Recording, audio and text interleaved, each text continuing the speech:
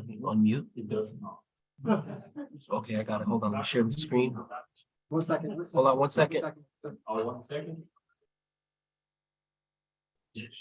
Okay.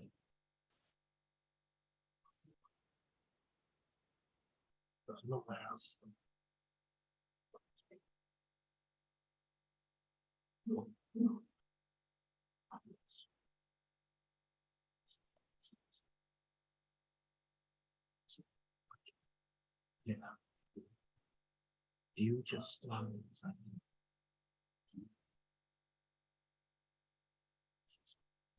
I went to people standing in the backyard viewing Scott's doing.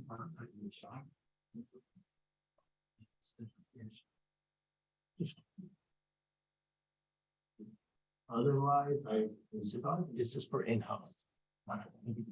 say when it's on. It's like. I'm like, yeah, because everyone online can see this, but it's supposed to be it's like that. Where people Kind of full screen. yeah. Let me see if I can do it. Myself, you, myself, you, let's see, there we go. That's it. We're building tension right now. Good. Just like critical minerals in Latin America. Are we going to increase production to what about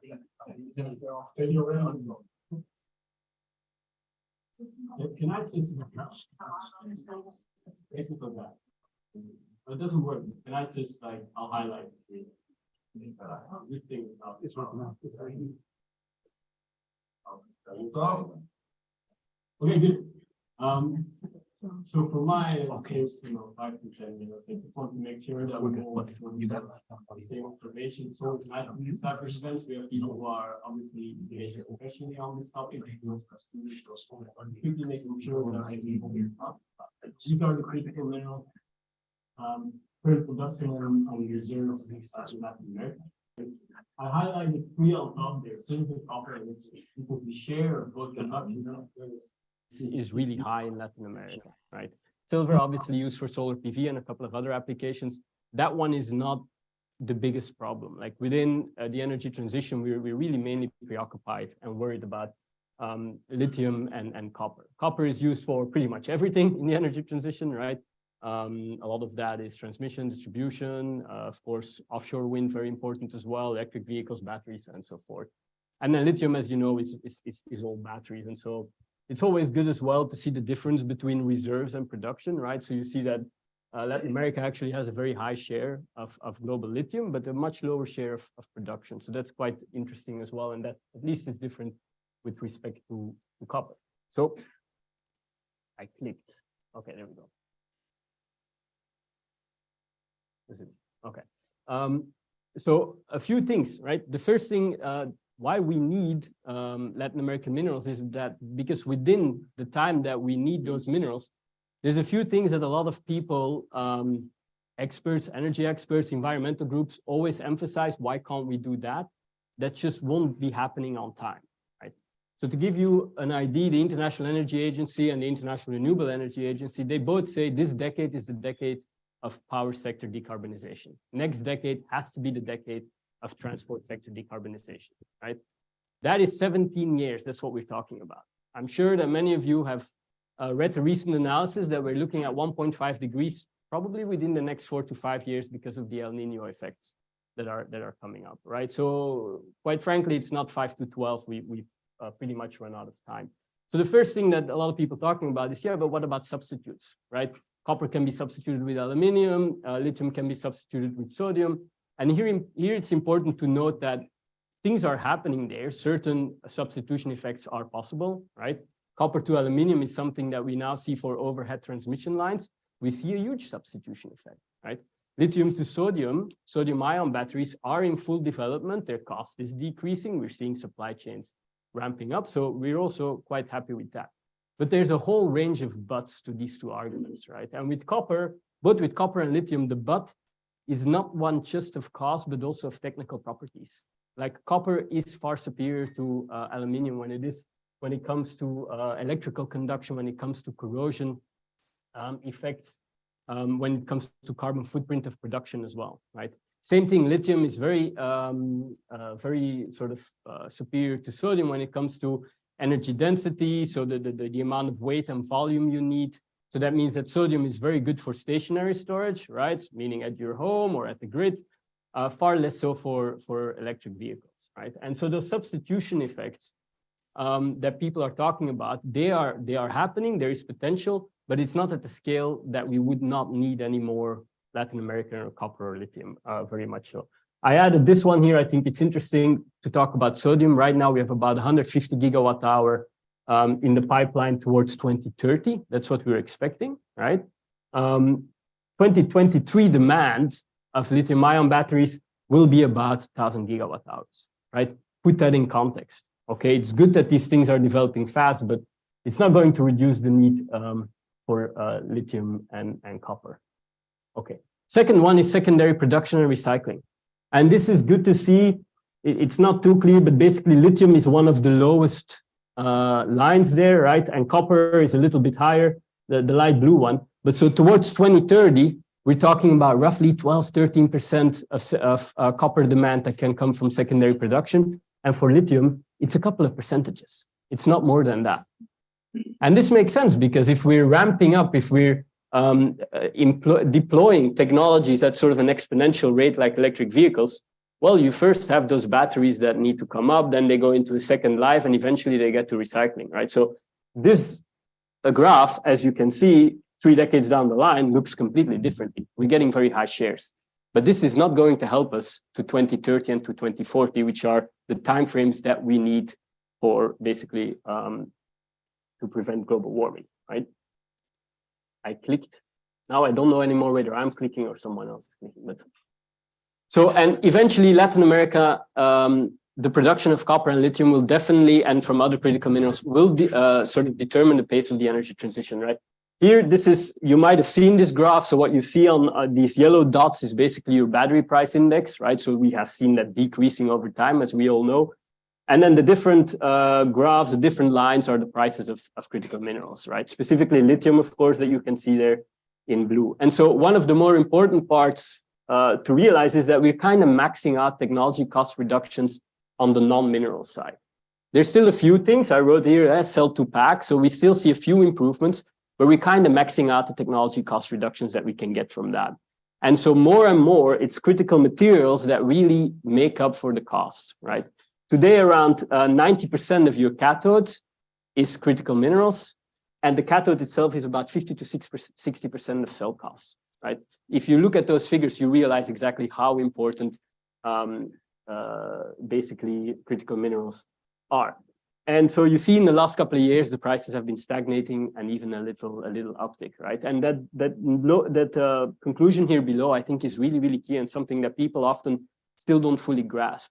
Eventually, it's OEMs, it's automakers that have to absorb these rising material costs in their profit margins, right? And those margins are pretty small, all right? When you look at a lithium producer, people are like, it must be nice to be a lithium producer right now. Absolutely. It's not that great to be an OEM right now, like who is producing electric vehicles. And eventually, they will pass through part of the cost to consumers, right? Does that mean we will see a fall in electric vehicles? Of course not. Every year, we're going to have more electric vehicles than the year before. But with respect to transition pathways, we need that to be much higher, right? So for all of us, the only thing we're going to see in the statistics is an increase year on year, but we need a much higher increase. And part of that higher increase, the reason why we might not reach that is exactly because some of those costs are passed through to the consumer. Maybe I will stop after this one because I think I'm maxing out. I'm good? Okay, great. So I wanted to quickly look at lithium and copper then in Latin America, right? With respect to lithium, we're expecting, and this is the benchmark mineral intelligence figure, but you have other figures as well, about a 12.5% supply deficit by the end of the decade. That's kind of crazy, right? These are huge numbers. When you worry about fluctuating prices and increasing prices, you have that effect when you have a tight market with potential supply deficits, which is where we are at today, right? So imagine a 12.5% deficit that is going to be passed through in battery costs and in electric vehicle costs, right? There are things we can do about that on the demand side, smaller cars, smaller batteries, and so forth. But to be quite frank, we haven't seen any of those policies coming up really anywhere, right? Specifically in the United States and Europe, we're not seeing that. So Latin American lithium, very important, additionally, because this is lithium from brines, right? Lithium from brines is much more easily processed into lithium carbonate, which goes into lithium iron phosphate batteries. These batteries are cheaper, they are safer, so they're very important for the energy transition. They have a lower energy density, so they don't have as long a range as other batteries. But so when you talk about democratization of electric vehicles, right, mass ownership, these are the type of batteries that we need to rely on. Much more than the batteries that we often hear about with nickel, manganese, and cobalt, right? Those are the high-end batteries. That's what you put in a Tesla Cybertruck, okay? But the Tesla Cybertruck, the minerals going in a Tesla Cybertruck, power 4 normal-sized electric vehicles, right? So to have broad adoption, lithium from Latin America, from these brines, is quite critical. It also has a lower carbon footprint to manufacture. It has a lower freshwater footprint, right? There's a lot of wrong statistics going out there that this is very water intensive, but they look at the water from the brine that is extracted, not the actual fresh water, okay? Highest concentration in the world, the Salar de Atacama. And so very key, a very key ingredient to electric vehicle and battery markets more broadly, and also in the whole geopolitical landscape, right? Chile is a free trade partner of the United States. That's quite important. Here on the right, we're bringing this out. It's a commentary we're bringing out at the center later this week that looks at IRA. And so what you see there is your North American balance. You only need to look at the yellow line, right? So this is basically the lithium deficit that North America has, right? And you see over time, because there is such a high demand for lithium, that supply deficit is only going to grow worse. And that includes certain projects that will be probably coming online in North America, right? But the demand is just so astronomical. And I think we often forget how astronomical it is. And so you see that really decreasing strongly, increasing the supply deficit, right? Which means that the United States and North America are going to need very reliable partners to source lithium from, right? And one of those partners for sure is in Latin America, Chile and Argentina specifically. Last slide, and I'll be a bit quicker, is it me, is it someone else? I don't know. There we go. Copper, similar story, 15 to 20% supply deficit that we were expecting by the end of the decade, right? And keep in mind, when you have a supply deficit, your price goes up and your market reacts, right? That's kind of how we are used to it from oil markets as well, right? And your market reacts. Building new mines, and probably most of you know that, takes at least 10 years, all right? The average for critical mineral mines that the IEA has counted in the last couple of decades has been 16 years. So even if your market responds, and it will respond too slow when it comes to the energy transition, right? And so we have that same problem with copper, right? Now, there's big opportunity here. Latin American copper production, same thing for lithium production, actually, can be scaled up quite fast, right? There are a few challenges, right? Investment into infrastructure, investment into exploration can be higher as well. The refining of copper, the refining that is happening within country, for example, within Chile, is actually declining. That's not good. That can, of course, be countered. And overall, and that's the last conclusion I will make, which is even more pertinent, I would say, with copper than with lithium, is that social license to operate, right?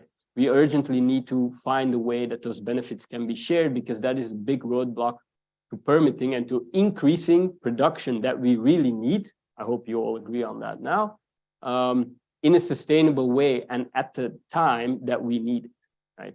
Opening new things, very, very difficult. Scaling up what we have and making it more sustainable environmentally and socially within Latin America is possible. And so this should be, to me, one of the highest priorities that we have today with respect to the energy transition. Excellent. Thank you very much, Tom. That's a lot of information to unpack, and thank you for setting the scene like that. Before handing the word to Maria Jose, I've been told that we had some audio problems for our audience online. So please allow me, and apologies in advance for our audience here, to reintroduce very quickly our speakers. Dr. Tom Morenhow just set the scene very quickly. He is a research scholar at the center. He is also a professor at CIPA here at Columbia, and he's also a professor at NYU at the Stern School of Business, among other positions. We got Juan Carlos Javet, distinguished visiting fellow here at the center, also dean of the business school at Universidad Adolfo Ibáñez in Santiago, Chile, and he is a former Minister of Energy and Mines in Chile, amongst many other positions he has held in his professional career. And we got Maria Jose Baptista, who is the Interagency and Intergovernmental Affairs Officer at the United Nations Environmental Program. And she has been working there for over a decade and has held a very extensive curriculum that you can later check on.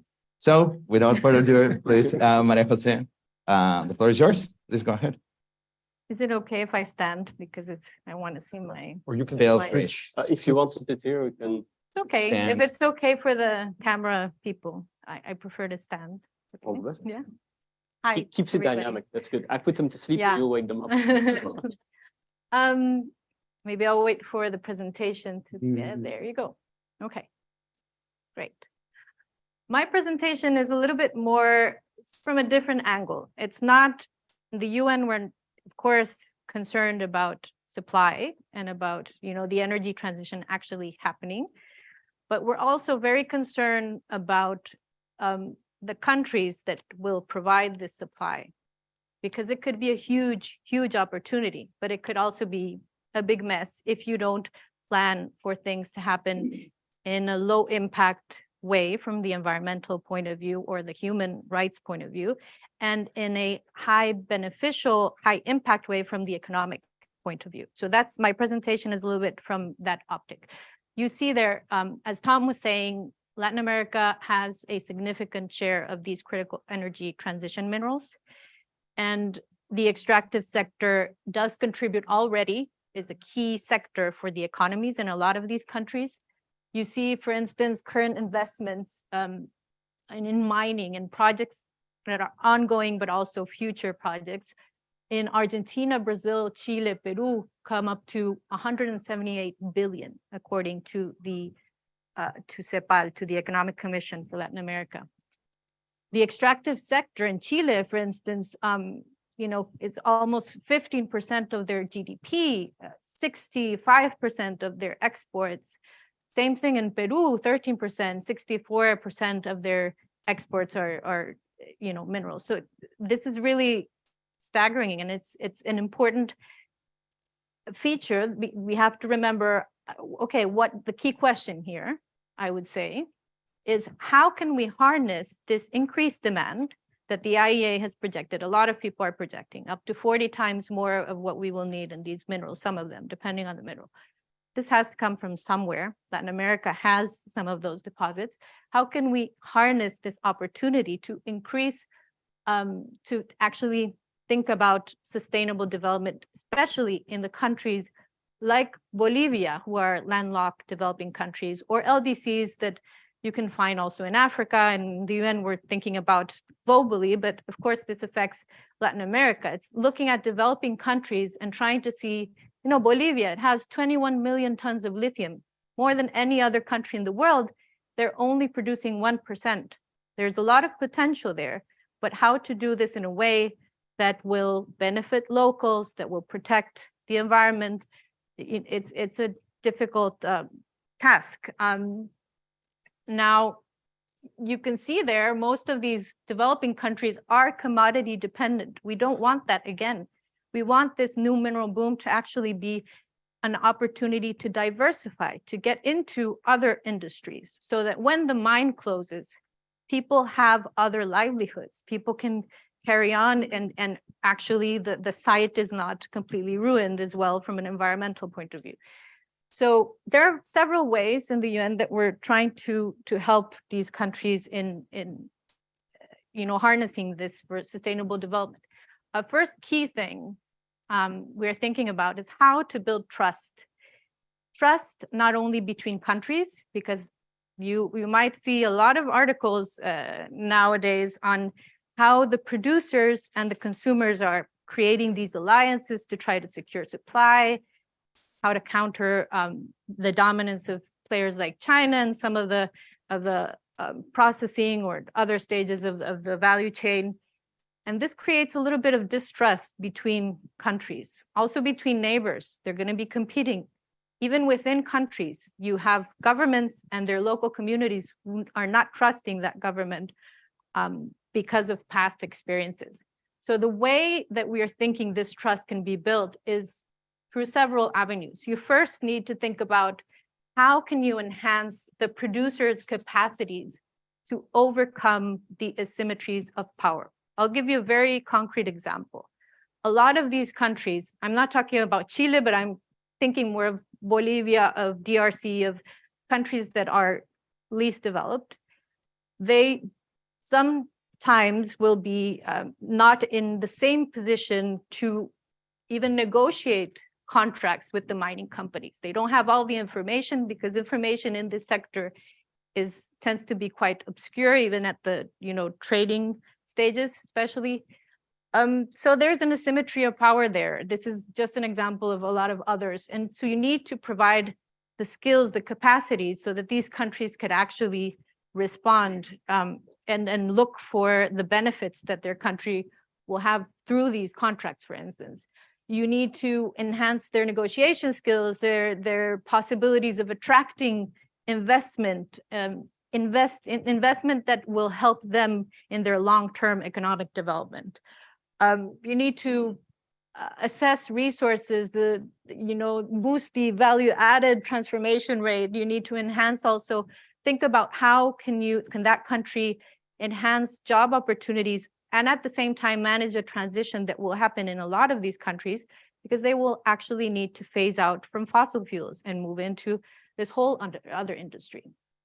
You can see there in the graph, actually, this graphic is from the United Nations Economic Commission for Africa, and it shows you how different it is, the value that you get depending on what stage of the value chain you are in the EVs, in the battery minerals and electric car value chain. And you see it's a huge difference. The people or the producers who are mining will get 11 billion, and the people who are making the cars will get 71 trillion. So 7 trillion, sorry. So these countries need to think about how to move into the other stages of the value chain and not become only a mere extractor. They also need to create safeguards for people and for the environment. There's a lot that has happened in the last years, but these countries and a lot of other countries, even not only developing countries, seem to be a bit lost because there's so many standards, there's so many principles, there's so many frameworks that they can operate. What have been the ones that actually have managed to reduce impacts in a mine site? You see, this is an example of active mining conflicts in Latin America. Latin America is well known for, it's one of the places where you have more concentration of these conflicts. And there is a reason. People are worried about, their environment, about, them also, the consequences on their health. But you can create safeguards. You need to plan for this before you get into the industry. How can you develop it? I'll give you an example. There are some decision-making tools that you can use to see within a mining area what are the highest value, the areas of highest value in terms of their biodiversity. I've heard the Minister of Mines of Colombia, like 3 weeks ago, saying that Colombia will try to think about even there might be no-go zones because of the value that that area has. Of course, we have to think on developing this industry, but in a smart, low-impact way. So plan settlements for mining as well, ensure the well-being of the local communities. Think about even also the mining industry itself. How can you decarbonize the activity? How can you include circularity in the process? How can you plan for site remediation once the site is closed? So you will see, well, that graph on the left shows a little bit the water stress levels, and lithium, for instance, it's really related to it. It will happen in areas that are water stressed. So how can we mitigate those impacts? we can also use technology, planning, policy instruments to think about the safeguards that we have to take. And I will not even get into the human rights issues, but the safety of workers, ensure that we don't have children on site, protection of vulnerable people, indigenous communities. The indigenous communities is a huge deal in Latin America, because a lot of these mining sites are also sites that are protected for indigenous communities. But there has to be a way in which we include them in decision making, and we have to plan for the lowest possible impact.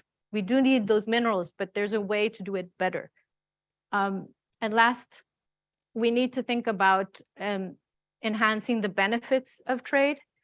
So there are now a lot of trade agreements going on, and depending on the value chain, it will get a little bit more complex. But you need these countries, developing countries, need to understand what the benefits of these trade agreements are for them. And again, they will need help, support in building the skills to do that. We need to increase transparency in the sector, especially global commodities markets. It's how these prices are even established is not super clear. It depends on the mineral, depends on where they are, if they're in an exchange. But it really is not clear at all. It needs transparency. We also need to think how we can use technology actually to increase that transparency, to increase accountability, to increase sustainability as well, and the competitiveness of these countries. And that was my last one, sorry. It's thinking about governance. You need to think about creating frameworks that will already use those rents that you capture from mining and try to invest in social development and sustainable development needs that country or that local population has. How can you also use it to diversify your economy? And I think Chile is an excellent example of using rents from mining of copper. I think it went into their wine industry, among other things, if I understand correctly. But there are good examples that could be probably applied and planned for in these developing countries. To do that, we also need to strengthen safeguards against corruption, illicit financial flows, and others. And I'll stop here. Awesome. Thank Thanks. you very much, Maria Jose. I think you touch upon some absolutely key topics regarding safeguards to people, to the environment, but also all this debate about the creation value within a specific country versus extractivism, right? Definitely key topics that we'll be looking forward to further discuss. And we can all already see some differences on the views of that. So just to go deeper into Chile, Juan Carlos, the floor is yours. Please go ahead. Thanks everyone for joining us today. It's great to see this room full of people, and I guess there's a lot of people online. Coming from a mining country and having devoted a lot of time to the energy transition, I like the fact that more people are paying attention to this topic. As Tom was saying, and Maria Jose was emphasizing, I mean, without mining, there's no energy transition, full stop. And it's important to understand that and to have more people working on this. What I'm gonna do, I'm gonna show like 5 or 6 slides with specific numbers about Chile to basically illustrate some of the tensions and the challenges this industry is facing. These are examples of Chile, but I think most of the tensions I will mention are happening in Chile, but are happening all over the world. Okay. So this was mentioned already. The yellow is copper, the blue it's lithium, and this what percentage of global reserves are in different geographies. Chile has 36% of the lithium reserves and 23% of copper reserves. By far the biggest. Okay. Bolivia has a lot of resources, which are lithium that is there, but we're not sure we can extract it in an economic way. Okay. So whatever happens in Chile in mining is very important for the energy transition. When I was serving as minister, I usually use that phrase that says, without Chilean mining, we cannot stop climate change. And I think that's true, right? If the country that produces 30% of the world's copper slows down production, the impact that's going to have on price, and then the adoption of clean technology is going to be huge, right? So this is very, very important. The other point I want to make is we talk about lithium and copper, but just to keep in mind, the copper industry is much bigger than the lithium industry, okay? And that has implications for local, for each country, tax revenue, employment, and so on. But we talk a lot about lithium because we talk about electric vehicles and batteries and so on.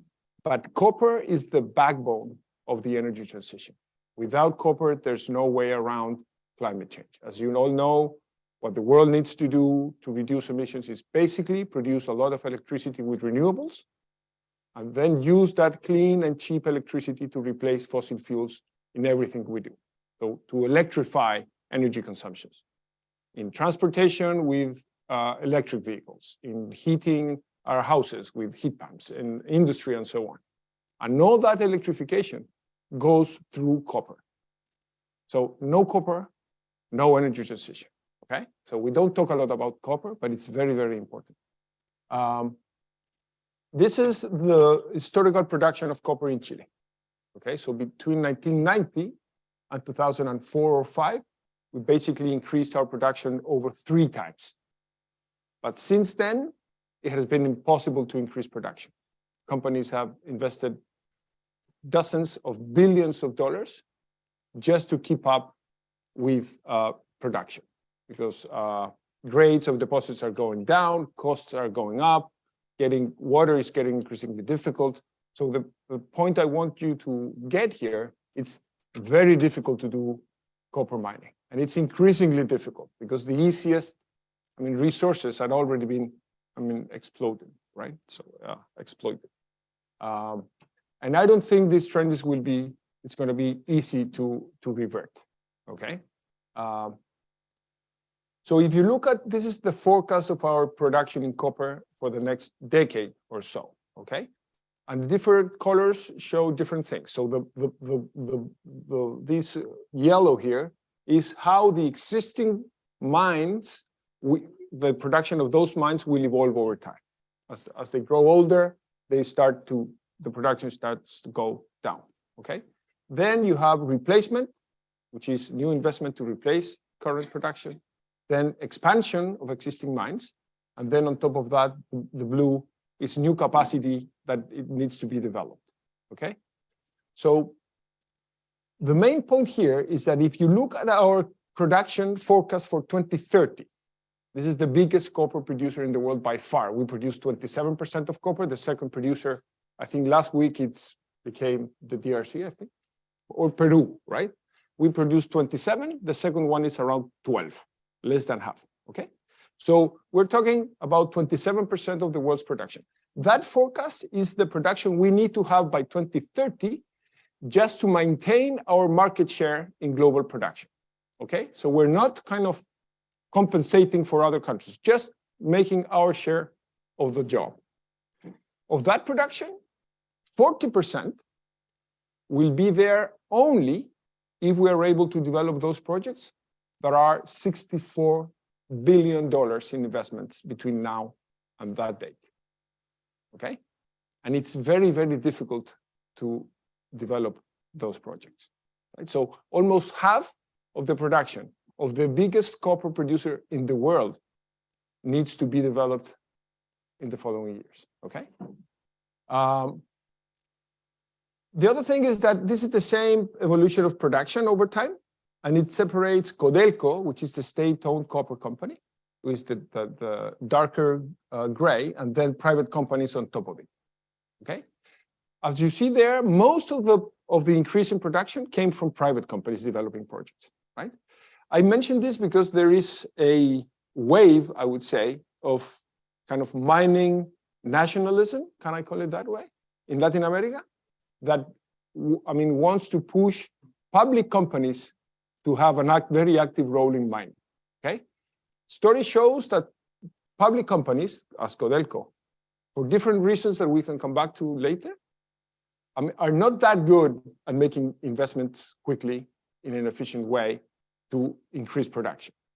So if we're going to put, all the responsibility of that increase in supply that we need for the future in state-owned companies, I'm not sure that's the best way to go. Okay. So this is lithium. So Chile used to be, well, the biggest lithium producer in the world. In 2010, we produced over 52% of the world's lithium, more or less, over 50. Today, we are around a bit less than 30, maybe around 30. And forecasts show that we will be below 20 by 2030. Okay? This is because the regulation in Chile is very complicated. We don't have time to discuss that in detail now. We can come back to that later. But changing regulations on these issues is very difficult. They get politicized. People think lithium is the future of our country, so any change we're going to make, the political economy of that policymaking is very complicated. Okay, so unless we're able to find a way to improve regulation, this trend will continue in the country that has the biggest lithium reserves in the world. Okay, the government, our government just announced a month or so ago a national lithium strategy. I'm not sure that's the best way to go, but we can discuss that later. I'm going to skip that one.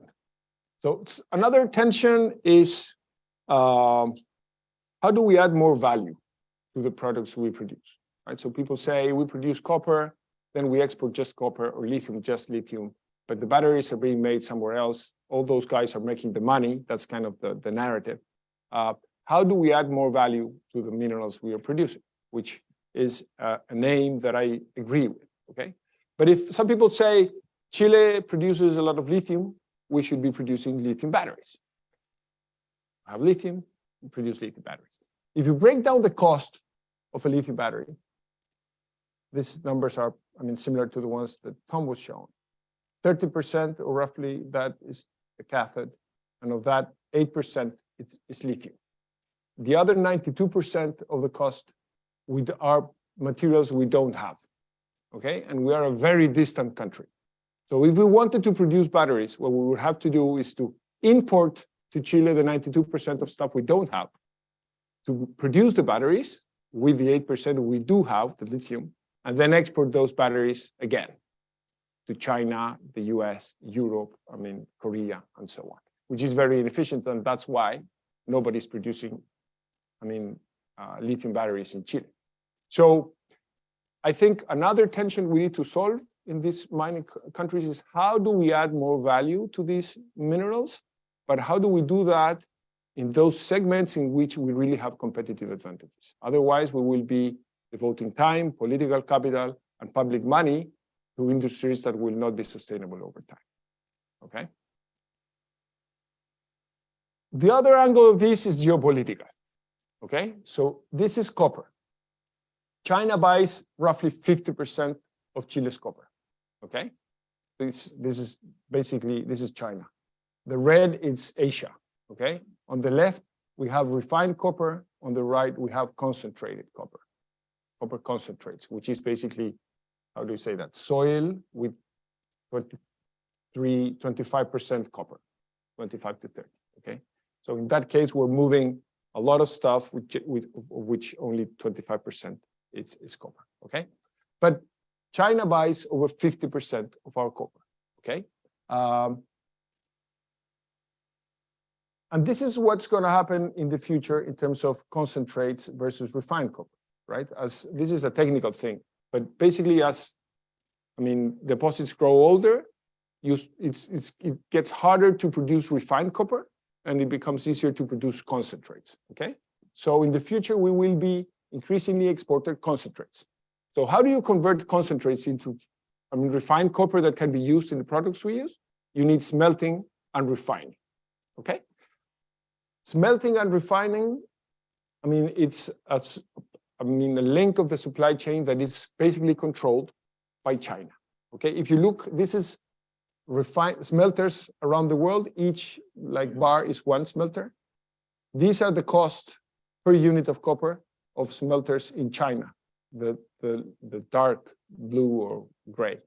These are the smelters in Chile, okay? Very inefficient, okay? So some people say we need to build more smelting and refining capacity in the countries that can then supply to the US or Europe that are friendly, let's say, countries. How do we transfer financing? How do we transfer technologies to those countries so that they can build that refining and smelting capacity, being competitive in a market that is highly dominated by China with very, very low costs? Okay, that's another challenge. And the final point I want to make to open up the discussion, it's the environmental angle. Mining, as you know, has, negative environmental impacts. This is a generalization, but mining has done like environmental damage in the past. I think that's a fair statement. I think they are improving, but that's fair to say. So a lot of people say, so we have climate change. Climate change is hurting the environment. Mining hurts the environment. Therefore, in a context of climate change, we should stop mining. That's just like kind of flows logically.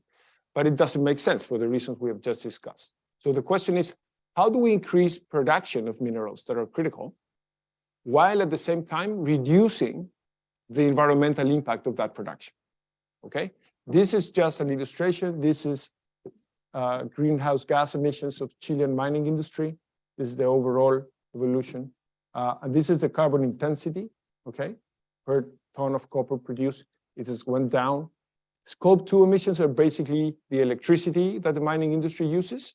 As we are deploying renewables, the carbon footprint of our power grid is going down, and mining it's getting part of that advantage, okay?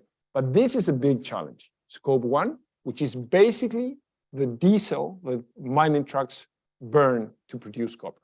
Just to give you a number, the copper industry in Chile burns 2 million cubic meters of diesel every year.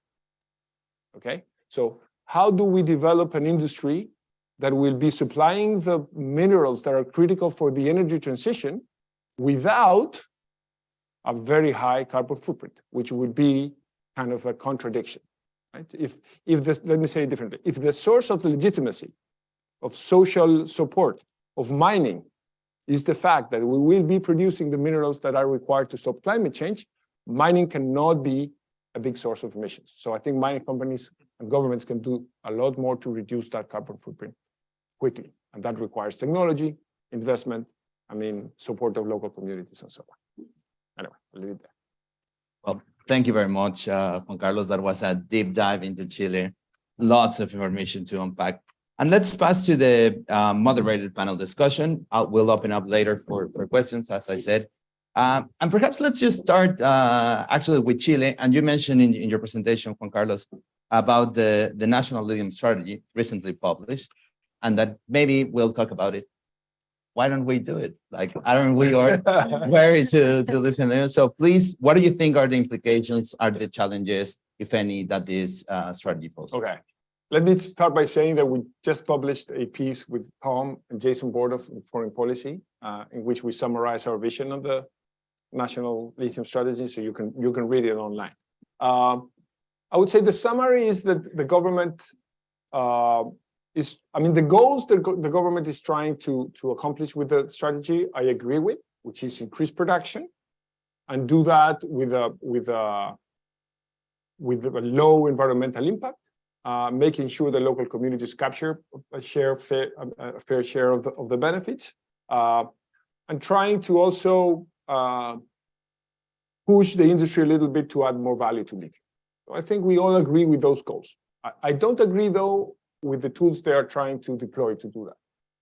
First, because they are saying that all lithium production, projects or companies should be controlled by the state. And I am skeptical about state-owned enterprises playing a key role in the development of the industry. Some people might disagree. I know there are many countries in Europe, in Asia, that have state-owned companies that are very efficient. A couple of names come to mind, but we don't have a very good track record of, state-owned companies developing projects in an efficient way. So that's one problem. The second problem it has is that basically it's trying to open up an invitation for private companies to come and invest in some salt flats that are different from Atacama, where we already have operations. And I think the combination, the risk-return equation they are offering to private investors is not very attractive for different reasons we can discuss. But one of them, for example, is say, we invite you to invest in exploration to see if you find the resources, basically the reserves. And then if you find them, we may give you a preferred option to produce. But the essence of exploration in mining is that I take a big risk, because if I'm successful, I have the right to produce. But if I take the risk of exploration, but if I'm successful, I might not get the right to produce, then that's a problem. That there are other things in that kind of bucket. And I think there's one piece of the strategy that I think is reasonable, which is they just opened the negotiation with SQM, and potentially they could open that up with Albemarle as well. But SQM is the biggest producer in the Atacama salt flat today. They have a contract that expires by 2030. And basically the logic behind starting a negotiation with them to extend that contract is that SQM does not have incentives to invest in additional capacity because they don't have enough time to recoup their investment, right? So if you have 7 years ahead of you, you don't have time to make the investment and recoup it, right? So they are opening a one-to-one negotiation with them, which I think could make sense. That's a bit of a summary, yeah. Right, that's great. Thank you very much. Any reactions, Maria Jose, Tom, to Juan Carlos' comments or to the strategy in general? I think on the strategy side, I mean, I agree with everything you mentioned. Two things. Number one, the strategy was brought about without consultation. You know, the lithium companies were not really consulted, the local communities were not really consulted, so not the best way to provide a platform for the growth of the strategic industry, right? So I think that's a big one. I think after that, we can say that there have been, for me at least, a few positive signs I've seen since.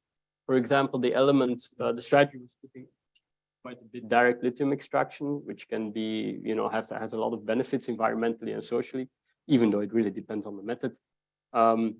Our comment to that was you better focus on outcomes than rather, you know, telling the industry what it should be doing, right? Leave that choice up to them and set your sustainability standards and then allow the industry to do what it does best. And so I think the minister came out last week saying we are going to focus more on outcomes. So there has been sort of, I think, a few positive steps, and that's good. But ultimately, to me, this negotiation with SQM will be critical to also showcase to the world we're very serious about this, and we're not going to go down the rabbit hole of state control that directly affects the efficiency of the operation. Well, I'm not as familiar with the details as you are, but in general, I think when countries are thinking about their long-term goals in these critical minerals, it's important to consult with all the parties. They have to work as well with the private sector, with mining companies that have the technology and the capacities to do the extraction. But I think they can also learn from good experiences. You mentioned there are some good experiences. Why Chile hasn't been able to, you know, maybe there are some elements that could be learned from successful ventures in other countries that you could include in that national law or the nationalization process, I would say. Thank you for that. And definitely, this is a key topic, and there are certainly lessons learned on the process and how it does, and what the implications are going to be. It's very general. We'll see how these negotiations go. We'll see what the actual implications of these are. And kind of like bridging a little bit to one of the motivations, perhaps, of the strategy was indeed the impacts that it have in communities, both environmental impacts and in the ecosystems, but also the direct impacts on community, on wealth, on redistribution, on taxes. So I would like you guys, all three of you, to comment a little bit of that, how to mitigate, on the one hand, environmental impacts, and how to, you know, improve the governance to make sure that part of these wealth of these and these resources come back to communities. This is something that you all three talk in different points of your presentation, perhaps Maria Jose reach a little bit more on that. So probably if you want to start with that, Maria Jose. Sure. When it comes to the environment, there are a lot of issues that will occur with mining, and I think a lot of people know about these different issues, but emissions is part of them, but there are problems with water, for instance. These are areas of, well, some of them, depending on the mineral, of high water stress. And you need to think about, in the planning of that mining site, how will you deal with that problem? Maybe you already have a good example, Juan Carlos, of how Chile has been dealing with that in the past, through technology, but also by, I think, selecting, by planning where exactly the extraction will happen. Same thing, what I was mentioning with biodiversity areas. How will you manage the impacts when you're building that site? Are there areas that maybe you need to leave and other areas where you can extract? Are there technologies that you can use that are less impactful in that area? You need to understand what the area has and what the impacts would be before, getting into it.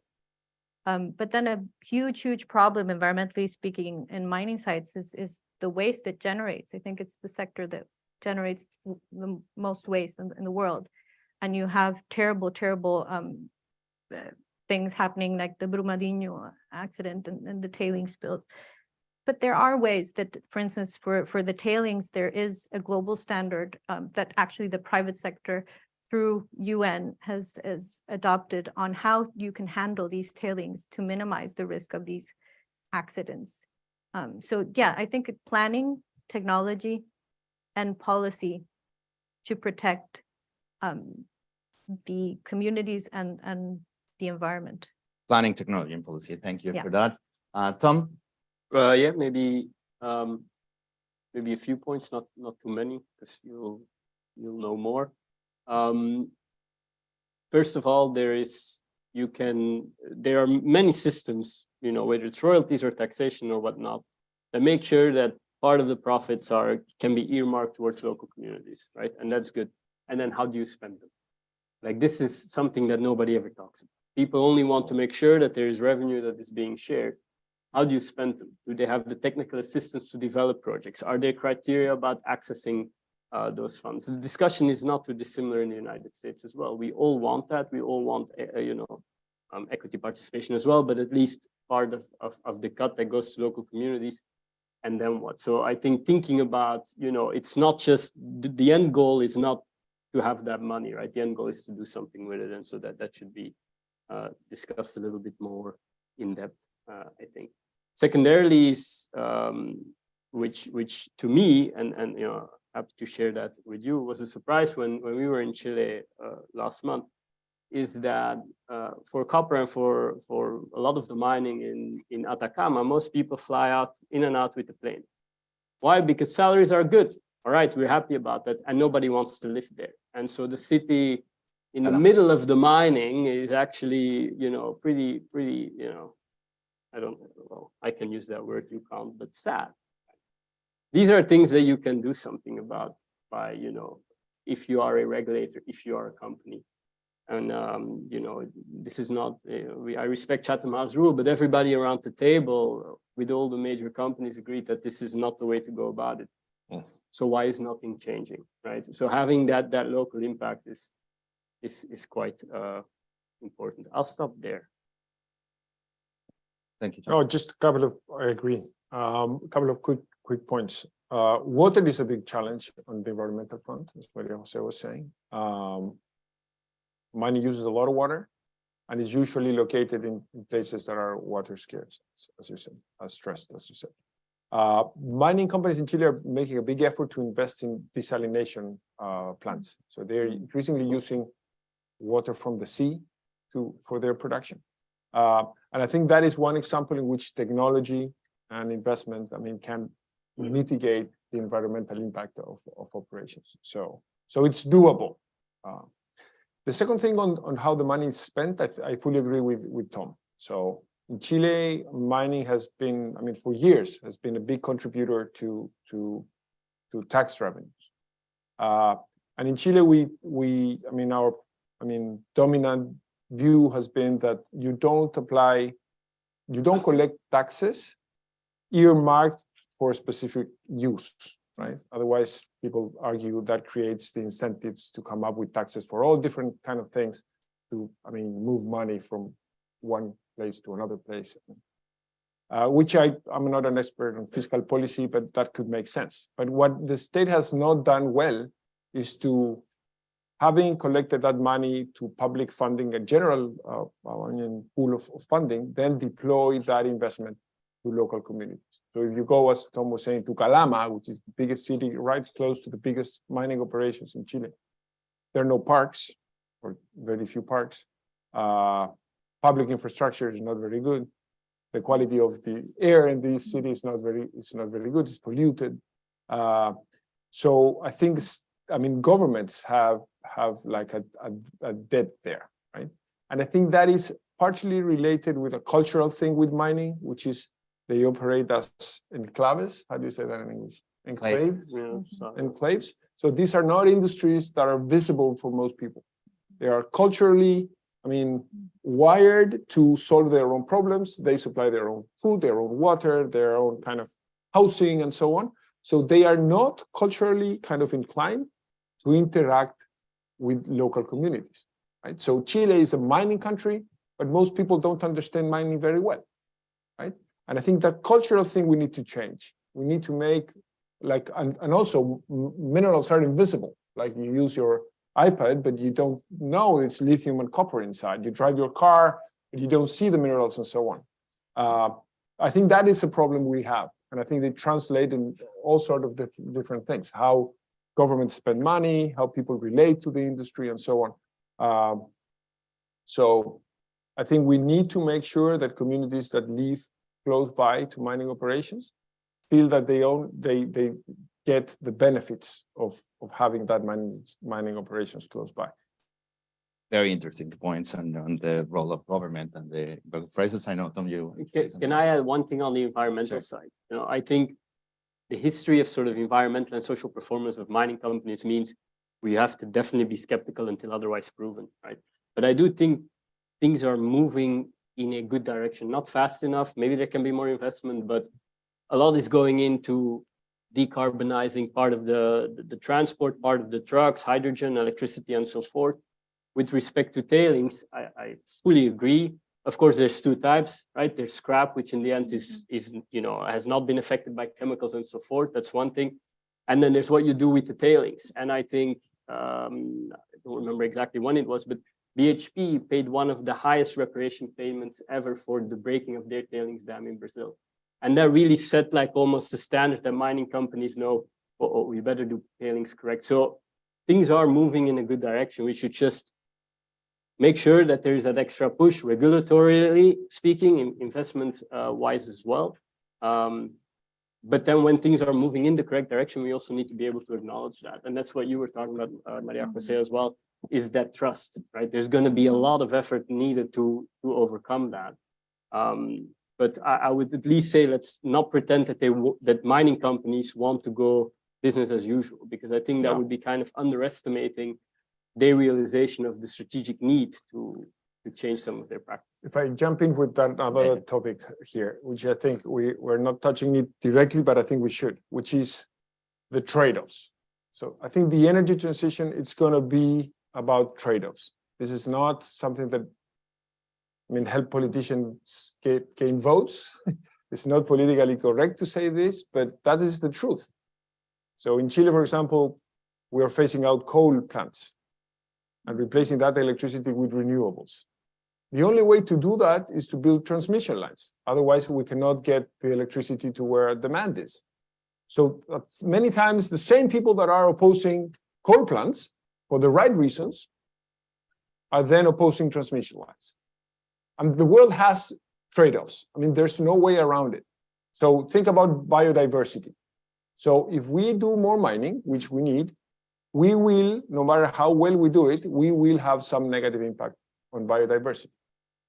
But if mining is key to the energy transition to stop climate change that will, of course, affect and is affecting biodiversity. How do we solve that trade-off? Because it's very, I wouldn't say easy, but it's comfortable. We all have the inclination to trying to find a way or a solution to problems that doesn't have costs. But I don't think that's an option, really. So we need to talk about that more bluntly and to be like honestly talking about this, because otherwise we pretend as if we could stop climate change without paying any environmental cost, and I think that's completely impossible. Okay, so, and we see that, I mean, everywhere. What happened in Europe? Europe wanted to, I mean, reduce dependence on nuclear because it could be risky and so on.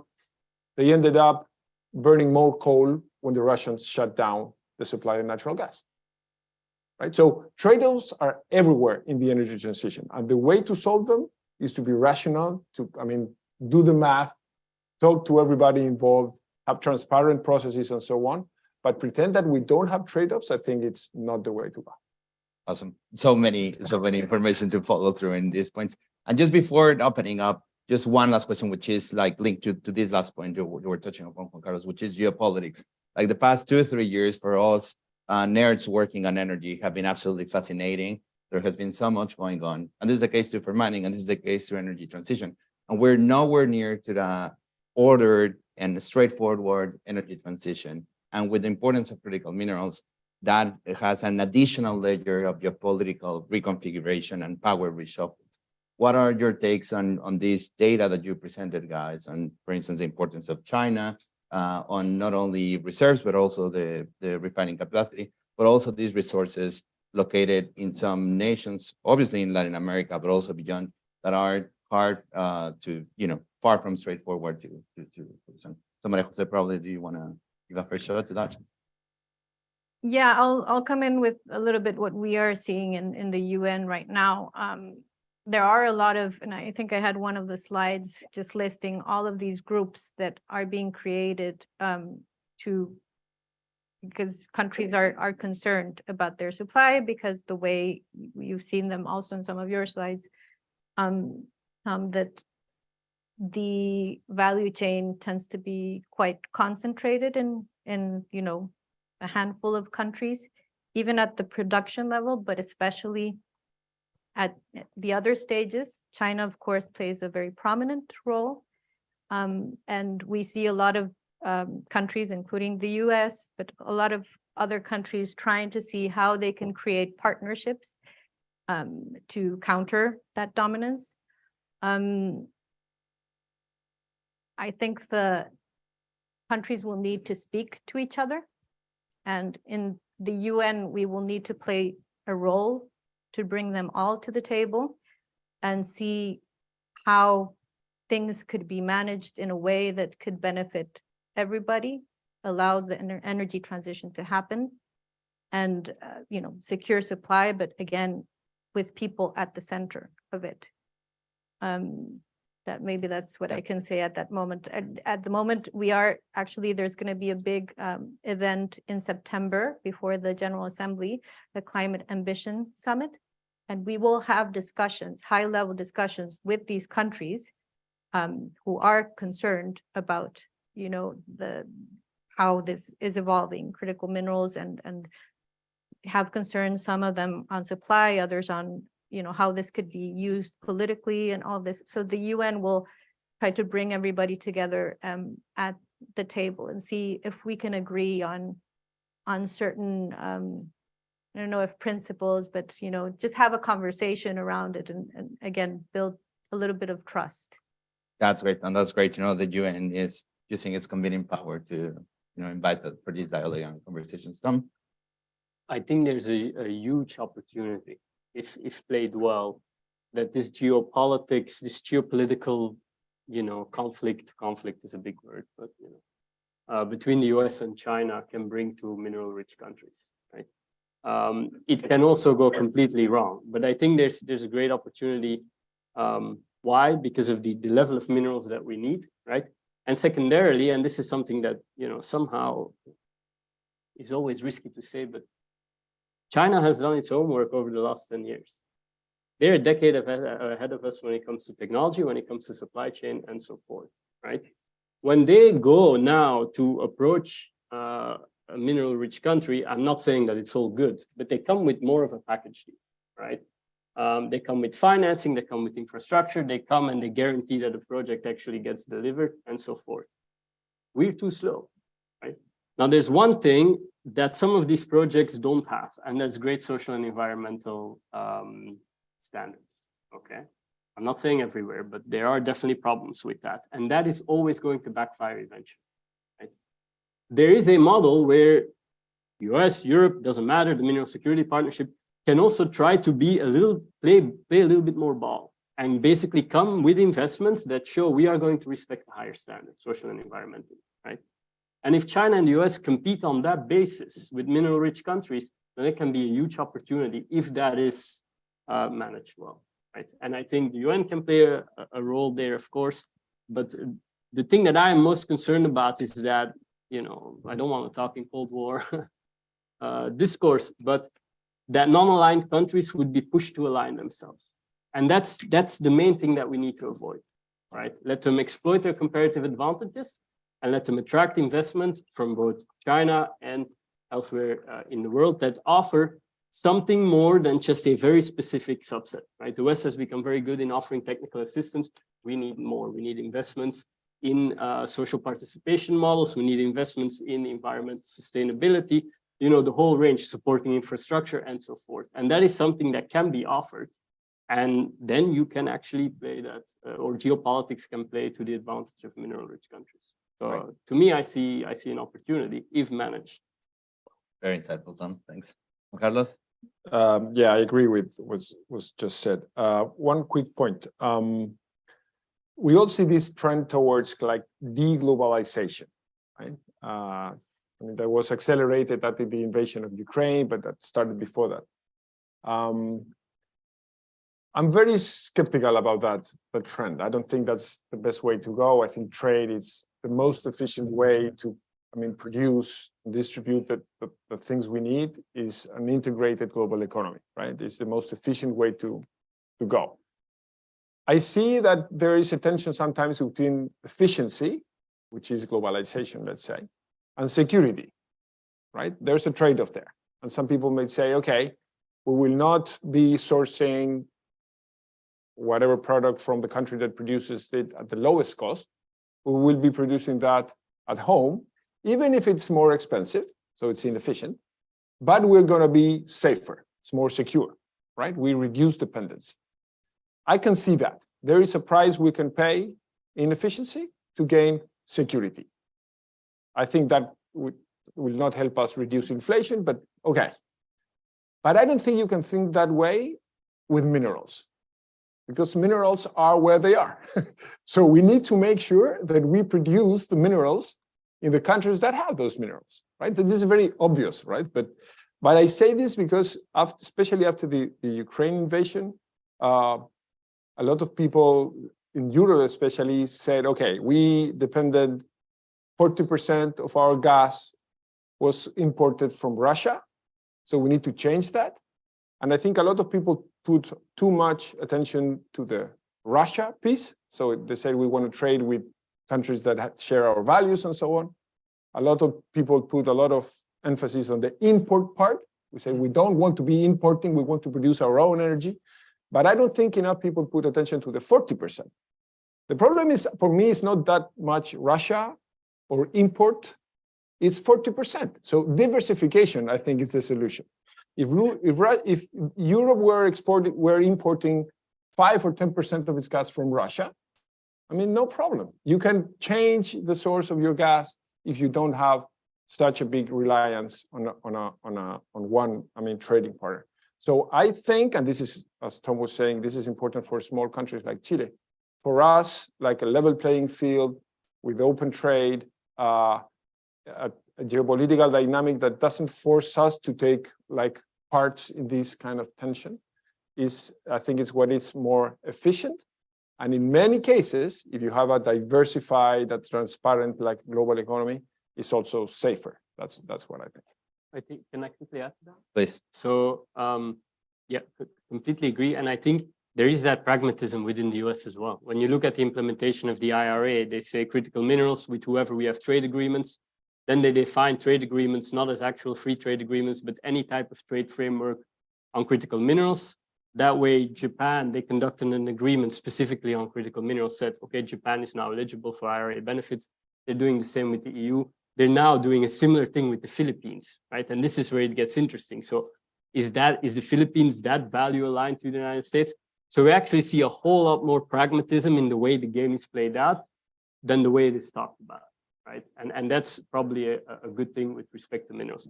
Diversification, I think, becomes additionally important when you go more downstream into, you know, the cathodes and the type of batteries that we're talking about. There we have a huge concentration, right? Those LFP cathodes that I was talking about, you know, safe, you know, cheaper and so forth. Currently, over 95% of those cathodes are manufactured in China. That's a whole different ballgame, right? And so there you will need to get into certain agreements, which we're seeing in the US as well, where you license part of that technology as you develop it, right? And there geopolitics, I think, can be a bigger threat, right? Take Marco Rubio came out with I guess most people know Marco Rubio, came out with a law saying zero benefits, even if technology is licensed from China, for example, CATL, even if the plant is fully owned by a United States company, right? And then you're out of touch with reality of where we are. But on the mineral side, I think we have a much more sort of pragmatic way that the game is being played than sometimes people are talking about. Brilliant. Well, thank you all for your comments. So, questions in the room? Sarah, please, on the back. You are very quick. So let me thank you for your comments. My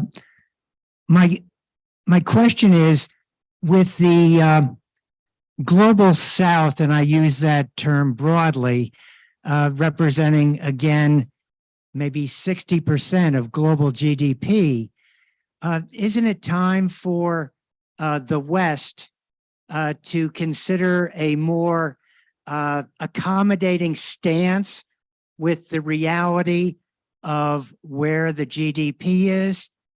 And I guess secondarily, if China is the powerhouse that it is, don't we really have to get to the table with China and say, let's make a deal and everybody will be a little happier? Thank you. Does any of you want to take that one? That's an easy one. So I'm not an expert on geopolitics, but my sense on the China-US relations, I'm just by reading, Kissinger and other people who follow this very closely, is that both parts would benefit if they had more channels of communication open. For what I read, the channels of communication between China and the US today are even at the slowest point, even less open channels than they were when Donald Trump was in charge. So I think that's a big challenge. And I think both countries need to find a way to coexist, right? That's my sense. On the first one, I think the global South, it's a big source of opportunity. It's essential for the energy transition for many of the reasons we have discussed. And I think the developed world has many things it can do to help those countries, as we were saying, taking advantage of the resources they have to supply the world economy, at the same time making sure that has benefits for local communities and tax revenue and so on, take care of the environment and so on. But I think we need to update like multilateral organizations, for example. I'm not sure they have the toolkit that is required to deploy the enormous amount of capital that needs to be deployed in those countries to take advantage of those opportunities. We need, technology transfers, we need policy advice and support and so on. So there's a lot of work to do, but I agree that, developed countries can help, developing countries or the global South I mean, take advantage of this opportunity. And of course, part of the reason is pragmatica. Many resources are there, but also it's a fairness issue. As we know, climate change is a problem that was basically generated by those of us who have consumed more in the last 3 or 4 decades. And most of the negative consequences would be faced by poorer countries that in many cases are in the global south. So it's a fairness issue as well. Thank you, Juan Carlos. Here in the front, I think. Great conversation. Thank you for speaking today. It's a great conversation, really important topic. You mentioned trends. So I'm wondering about the trends that will happen on the horizon in terms of rising nationalizations. What do you guys think? Wants to take that one. I don't think we will see it going away. I think it will only become more intense. But what is good, what is good about these type of trends is that people are looking at each other, right?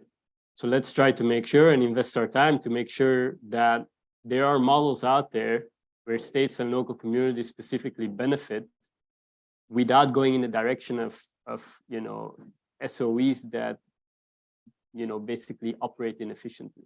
Right? I think that's the key part. That you have positive examples to refer to and that you can work on it without going, sort of in the direction of, issues with operational and financial efficiency and so forth. I don't think that trend is going to go away at all. I think we're at the beginning of that wave. And that makes sense.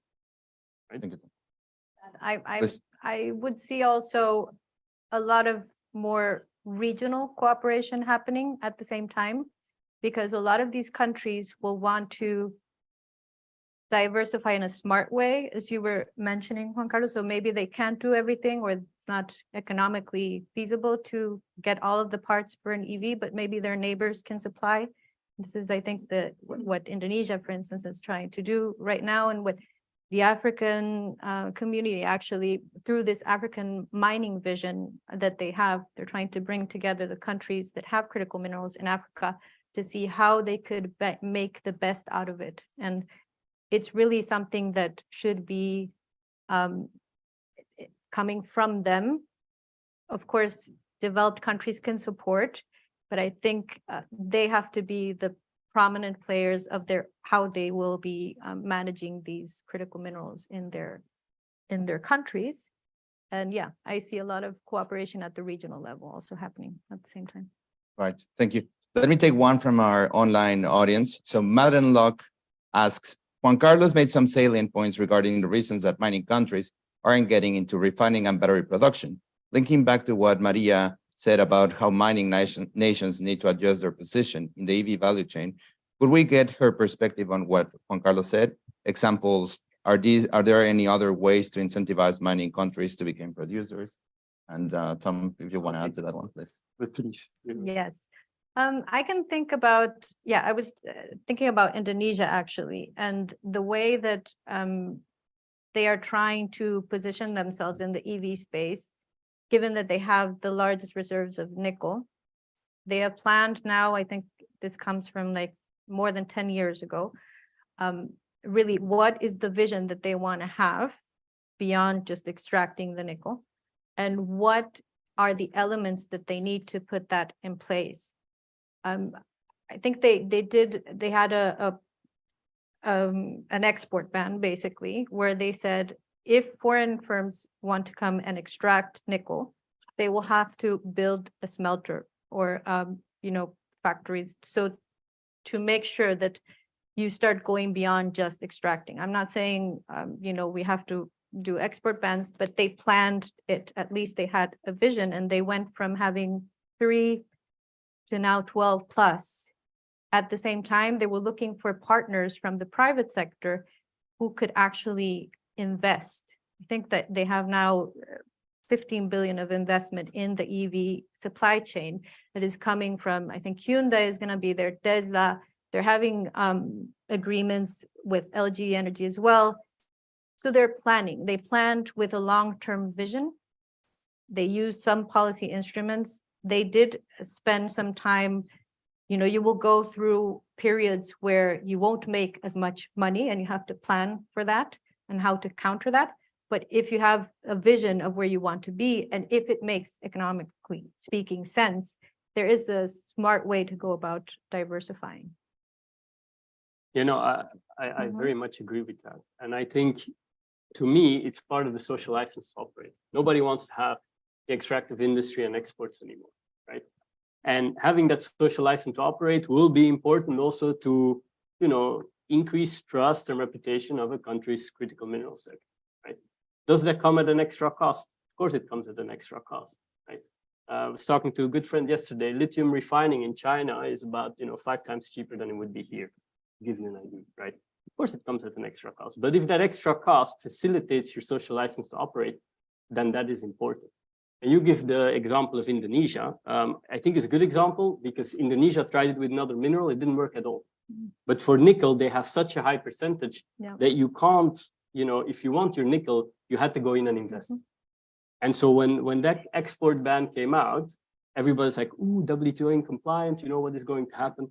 Basically, what happened is the next day, quote unquote, I'm dramatizing a little bit, but China was like, here's billions of investment in smelters because we want to secure our supply chain, right? And right now, sure, if Chile goes into certain cathodes, for example, is that as efficient as it can be? No, but you have that new model of the battery economy specifically that allows for that. And that model is that you have far more vertical integration. So you have companies that have a share either of a company or a direct offtake agreement with critical minerals who have shares of battery production, precursor production, eventually into electric vehicles. So you have companies that can bring in that expertise and that investment into countries equally like Chile, right? And I agree with you when we have had this conversation before. Yeah, we have had this conversation before. We don't fully agree, to be honest. And that's fine. But before you're saying, you're pretending as if you're going to make battery packs in Chile and put them in electric vehicles and then export that. That's a little bit of misleading. You can create cathodes as well. Cathodes are, very small. You can manufacture them. You can transport them much more easily to regional and global markets.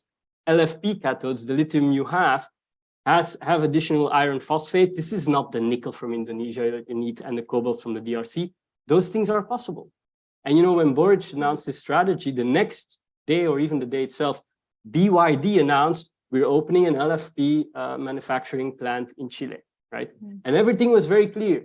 And that it's clear that they will bring in Chinese technology. Most of the operations are going to be Chinese owned and very controlled, but they will still have 600 or 700 jobs. And the story that you're then able to tell about your lithium industry is, here we are capturing value downstream. And that is critical to a social license to operate. And I think the economic inefficiency part of it can be mitigated. Trade-offs, once again. Trade-offs. It's like, probably we have time for one last question. Can I just add? Sure. I do agree you need to look at what you would be competitive in. Like, what is your competitive advantage? It might not be producing the whole, the whole vehicle, but it's thinking, really thinking, strategizing, who can I partner with to get more value out of the mineral that I'm extracting in other activities? Or how can I invest what I will get from that mineral in developing other industries that might not be linked to the EV? I just quickly, so I agree with that. I haven't spent 10 years in government. I just want to say you got to be very careful what you're doing. Make sure that you don't underestimate how complicated it is to set up a new industry. It requires not just the lithium, it requires, training people, it requires infrastructure, it requires suppliers, legislation. It's very complicated. So I'm not saying that government should not play a role there, but governments, when you're a government official, you gotta be very much aware of what government can do well, and more important, one cannot do well, right? Otherwise, you're gonna waste money, political capital and time on things that won't, generate value. I'm not saying that it's impossible. I'm just saying that it's difficult. So you gotta pick your battles and make sure you pay attention to the details behind it. That's great. I think this illustrates how complex that conversation is, honestly. okay, you've been resting like 3 times already, so like I'm great. Yeah. Thank you so much, guys. So here's my question. It's actually kind of several parts question. But what do you think about Bolivia? What is the situation with Bolivia specifically? And then after the passage of the royalty bill in Chile, what do you see as the future of the nationalization bill in Congress? Because I mean, in my perspective, that kind of really like tilt the needle a little bit, because it showed that Borg's administration do have a bit of power within Congress. So what do you think? I'm happy to take Bolivia. So Bolivia's lithium resources a little bit more difficult to develop. You know, we're talking higher altitude, so there's some technical characteristics. There's a lot of, you know, sort of on the governmental side of things that complicates things as well. So for that, you would need a sort of more direct lithium extraction type of technology, right? Again, DLE is a set of technologies, right? To do that. And they have just recently, you know, basically given the opportunity to CATL in China to help develop that. So we will see where that goes. But so you do have a few technical characteristics that are a little bit more complicated. And of course, if this is why, and that's what you were saying, this is why we call them resources and reserves. Resources and not reserves, because reserves are supposed to be economically recoverable. And in Bolivia, that's still a big question mark. So it still needs to be proven, not just from a governmental angle, but also from a technical angle. And I think within the next couple of years, we'll start understanding a little bit more where that is going. I can talk about the royalty. So the royalty discussion had been open in Chile for many years now, at least 4 or 5. And that uncertainty on the horizon was holding back a lot of investment, I think. And even though I think private companies would, I mean, rather have a country without the royalty than a country with the royalty, I think they prefer a country with a royalty uncertainty than a country that it has an open discussion about taxation. So I think this is good news. I think the law that was finally approved is reasonable. And I think it shouldn't be a first step towards nationalization. I see it the other way around. I think this is, okay, now we all feel mining companies are paying reasonable amount of taxes, so let them now invest and develop the industry as they should. So I think it's good news. Mining companies would agree with me, but I think it's good news. Well, that's great. Unfortunately, we've run out of time, and I know you are busy people, but we might stick around a little bit to tackle more answers. But please accompany me to give a big round of applause to our conversation. And thank you very much to our speakers for joining us today. But thank you for being here, for filling this room. And thank you very much to our audience online. Thank you to our production team today, to Caim, our director, and also to our jail artists, Nicole Monroe and Amanda Huckabee from the events team. Thank you very much. As we mentioned, the full video recording will be available on the center's website. And for a full calendar of upcoming events, please visit our website. We hope you enjoy the rest of your day, and we look forward to seeing you in further events. Thank you very much for